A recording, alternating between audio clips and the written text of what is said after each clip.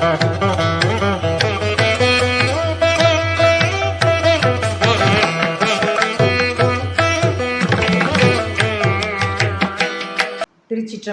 தென்னாருடைய சிவனை போற்றி, எந்நாட்டவருக்கும் இறைவா போற்றி. அனைவருக்கும் வணக்கம். இன்றைக்கி நம்ம பார்க்கக்கூடிய பதிவு என்னென்னு பார்த்துட்டிங்கன்னா, துலா ராசிக்குண்டான ஆகஸ்ட் மாத பலன்களை பற்றி நம்ம பார்க்க போகிறோம். அதுக்கு முன்னாடி நம்மளுடைய சேனலை சப்ஸ்கிரைப் பண்ணிக்கோங்க. பெல் பட்டனில் ஆல் அப்படின்னு சொல்லக்கூடிய பட்டனை கிளிக் பண்ணிக்கோங்க. அப்போ தான் நம்ம போடக்கூடிய அனைத்து பதிவுகளுமே உங்களுக்கு உடனுக்குடன் வந்துக்கிட்டே இருக்கும். துலா ராசியின் அதிபதி சுக்கிரன். இப்போ அவர் இருக்கக்கூடிய வீடு 11ஆம் வீடு, 24ஆம் தேதி வரைக்கும். 11 அப்படின்னா லாபம்னு சொல்கிறோம். எதிர்பார்த்ததை விட அதிகமான லாபம் வரக்கூடிய ஒரு இடம் அப்படிங்கிறது 11ஆம் இடம்தான். தன்னுடைய நிறைவேறாத ஆசைகள் இதெல்லாமே நிறைவேற்றக்கூடிய ஒரு இடம் 11ஆம் இடம். அப்போது துளாராசிக்கு பார்த்துட்டிங்கன்னா, இந்த 24ஆம் தேதி வரைக்கும் இந்த சுக்கிரன் அங்கே இருக்கிற வரைக்கும் உங்களுக்கு லாபங்கள் பெருகும். ராசி அதிபதி லாபஸ்தானத்தில் இருந்தாலே எதை தொட்டாலும் லாபம், மண்ணை தொட்டாலும் பொன்னாக மாறும்னு சொல்லுவோம் இல்லைங்களா, அந்த அமைப்பை தான் நம்ம சொல்லுவோம். அப்போ இந்த துலா ராசிக்கு பொறுத்த வரைக்கும் லக்ஸரியான ராசியாக இருந்தாலும் கூட அவர் 8ஆம் அதிபதி ஆகிறார் இல்லைங்களா. லக்னாதிபதியாக இருந்து எதையுமே ஆடம்பரமாகவும் அறிவுள்ள ஒரு அமைப்பையும் ஏற்படுத்தி கொடுத்தாலும் கூட இந்த 8ஆம் அதிபதினு சொல்லக்கூடியவருமாக இந்த சுக்கிரன் இருக்கிறதுனால மறைமுகமாக இருக்கக்கூடிய பணமும், பிளாக் மணி சார்ந்த விஷயங்களும், இல்லீகல் பணமும், ஷேர் மார்க்கெட் சம்மந்தப்பட்ட பணங்களும், அதாவது உழைப்பில்லாமல் வரக்கூடிய பணம் எல்லாமே இந்த மாதம் 24ஆம் தேதி வரைக்கும் வரும் அப்படிங்கிறத மாற்றம் இல்லை. லாட்ரி, ரேஸு இது சார்ந்த விஷயங்களும் உங்களுக்கு சக்ஸஸ் ஆகும். பொதுவாக இந்த 24ஆம் தேதி வரைக்கும் உங்களுடைய பிளானிங் எல்லாமே நீங்கள் வச்சுக்கோங்க. 24ஆம் தேதிக்கு மேலே உங்கள் ராசி அதிபதி 12ல் வந்து நீசமாகிறார், அதுவும் கேதுவோட. அப்போ அதற்கப்புறம் பார்த்திங்கன்னா ரொம்ப மனக்குழப்பங்கள், விரயங்கள், மருத்துவ செலவுகள், தேவையில்லாத ஒரு பழிபாவங்கள் இதெல்லாமே ஏற்றுக்க வேண்டிய சூழ்நிலைகள், கணவன் மனைவிக்குள்ள பிரச்சனைகள் இதெல்லாமே 24ஆம் தேதிக்கு மேலே நடக்கும். அப்போது 24ஆம் தேதி வரைக்கும் வரக்கூடிய பணத்தை கொஞ்சம் சேஃப்டி பண்ணிக்கோங்க.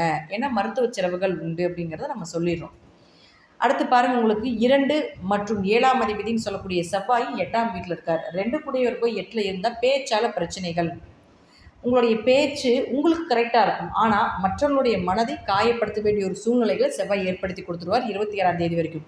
ஆனாலும் 2-8 தொடர்புனாலே நான் முதலே சொன்ன மாதிரி 2-8 தொடர்பு இருந்தால்தான் உழைப்பில்லாமல் ஈஸியாக சம்பாதிக்க முடியும்.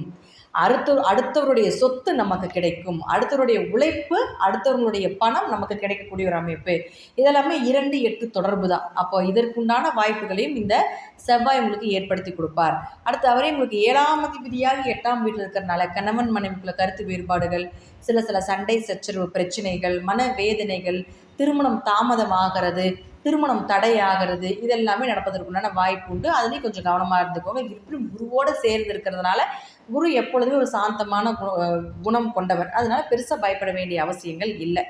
அடுத்தது பாருங்கள், உங்களுடைய ராசிக்கு 9 மற்றும் 12ஆம் அதிபதினு சொல்லக்கூடிய புதன் அவர் 10ஆம் வீட்டில் இருக்கார். 9 கூடியவர் 10ல் இருந்தாலே தந்தை மூலமாக தொழில், தந்தையினுடைய தொழில், தர்ம கர்மாதிபதி யோகம், ஆண் வாரிசு பிறப்பது, தொழிலில் உச்சத்துக்கு போகிறது, தொழில் நிலைகளில் மாற்றம், ஒரு பிரான்ச் விட்டு இன்னொரு பிரான்ச் வந்து மாற்றக்கூடிய ஒரு அமைப்பு இதெல்லாமே ஏற்படுத்தி கொடுத்து விடுவார். ஆனால் 5ஆம் தேதியிலிருந்து 28ஆம் தேதி வரைக்கும் புதன் வக்ரமாக இருக்கிறதுனால உங்களுடைய ஜாதகத்தில் புதன் வக்ரமாக இருந்தால் தொழிலில் மிகப்பெரிய லாபத்தையும் தந்தை சொத்துக்களும் உங்களுக்கு கிடைக்கும், பூர்வீக சொத்துக்களும் கிடைக்கும் அப்படிங்கிற நம்ம எடுத்துக்கலாம். உங்களுடைய ஜாதகத்தில் புதன் வக்ரம் இல்லை அப்படின்னா இது சார்ந்த தொழில் சார்ந்த விஷயங்கள், அப்பா சார்ந்த விஷயங்கள், பூர்வீகம் சார்ந்த விஷயத்துல எல்லாமே கொஞ்சம் கவனமாக இருங்க அப்படிங்கிறது நம்ம எடுத்துக்கலாம். அதுவே 12ஆம் அதிபதியாகவும் இருக்கிறதுனால கொஞ்சம் பயணங்கள் அதிகமாக இருக்க வேண்டிய ஒரு சூழ்நிலைகள், அலைச்சல் ரொம்ப ஜாஸ்தியாக இருக்கிறது, கொஞ்சம் மருத்துவ செலவுகள் அதிகமாக இருக்கக்கூடிய ஒரு அமைப்பையும் நிச்சயமாக ஏற்படுத்தி கொடுப்பார். தீர்த்த யாத்திரை போகக்கூடிய ஒரு அமைப்பும், கோவில் வழிபாடுகள் அதிகமாக செய்யக்கூடிய ஒரு அமைப்பையும் இந்த புதன் வந்து இந்த மாதம் உங்களுக்கு ஏற்படுத்தி கொடுப்பார் அப்படிங்கிறதுல மாற்றம் இல்லை. அடுத்தது பாருங்கள், சூரியன். இந்த சூரியன் அப்படின்னு சொல்லக்கூடியவர் இயற்கையாகவே 10ஆம் வீட்டில் இருக்கிறதுனால உங்களுக்கு அவர் 11ஆம் அதிபதியாகி 10ஆம் வீட்டில் இருக்கிறதுனால லாபத்தை கொடுக்கக்கூடிய ஒரு அமைப்பை ஏற்படுத்தி கொடுப்பார். ஆனால் அதற்கப்புறம் 16ஆம் தேதிக்கு மேலே 11ஆம் அதிபதியே 11ஆம் வீட்டுக்கு வரும் பொழுது கூட ராசி அதிபதியான சுக்கிரனோட சேரும் பொழுது 1-11 கனெக்டிவிட்டி வந்து உங்களுக்கு இன்னும் ஜாஸ்தியாகும், அந்த கிரகம் பலமாகும் அப்படிங்கிறத நம்ம எடுத்துக்கலாம். அப்போ என்ன ஆகும் அப்படின்னு பார்த்துட்டிங்கன்னா, 1 10 தொடர்பு ஏற்படுத்தி 11ஆம் வீட்டுக்கு வரும் பொழுது நிச்சயமாக அதிக லாபத்தை ஏற்படுத்தி கொடுப்பார். விபரீத ராஜயோகங்கள் நிச்சயமாக இந்த துலா ராசிக்காரர்களுக்கு ஏற்படும். நீங்கள் சின்ன விஷயம் பண்ணுறீங்க, சின்ன தொழில் பண்ணிட்டு இருக்கீங்க, திடீர்னு பார்த்துட்டிங்கன்னா பெரிய லாபங்கள் கொடுக்கக்கூடிய ஒரு அமைப்பையும் கூட ஏற்படுத்தி கொடுத்து விடுவார். எதை தொட்டாலும் லாபம். ஏன்னா 11ஆம் அதிபதினு சொல்லக்கூடிய சூரியன் 11ஆம் வீட்டில் இருக்கும் பொழுது உங்களுடைய ஆசைகள் நிறைவேறும். பெரிய அமௌண்ட் கிடைக்கும், பல்கான அமௌண்ட் எல்லாம் கிடைக்கும். இந்த மாதம் துலா ராசிக்கு நீங்கள் எதிர்பார்த்ததை விட மிகப்பெரிய லாபங்களும் உங்களுடைய மிகப்பெரிய ஆசைகள் எல்லாமே, நிறைவேறாத ஆசைகள், தீராத ஆசைகள் எல்லாமே நிறைவேற்றக்கூடிய ஒரு அமைப்பை ஏற்படுத்தி கொடுப்பார். மூத்த சகோதரர்கள் மூலமாக உங்களுக்கு உதவிகள் கிடைக்கும் அப்படிங்கிறதுல மாற்றமே கிடையாது.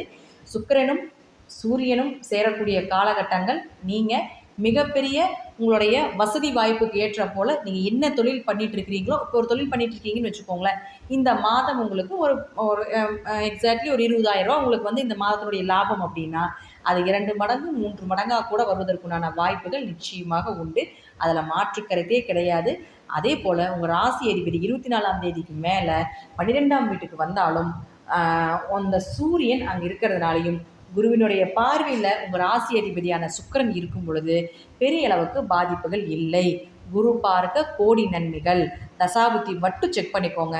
தசாபுத்தி நல்ல தசாபுத்திகளாக இருந்தால் நிச்சயமாக நான் சொல்வதை விட மிகுந்த நற்பலன்களை அடையக்கூடிய காலமாக இந்த துலா ராசிக்காரர்களுக்கு இந்த மாதம் அமையும். மற்றபடி குரு, ராகுகேது பயிற்சி, சனி பயிற்சி இதெல்லாமே நான் முதலே உங்களுக்கு கொடுத்துருப்பேன். அதையும் நீங்கள் பார்த்து பயன்பெறுங்கள். நன்றி. மீண்டும் ஒரு நல்ல பதிவில் சந்திக்கலாம். திருச்சிற்றம்பலம், தில்லையம்பலம், ஸ்ரீ நரசிம்மர் திருவிழி சரணம்.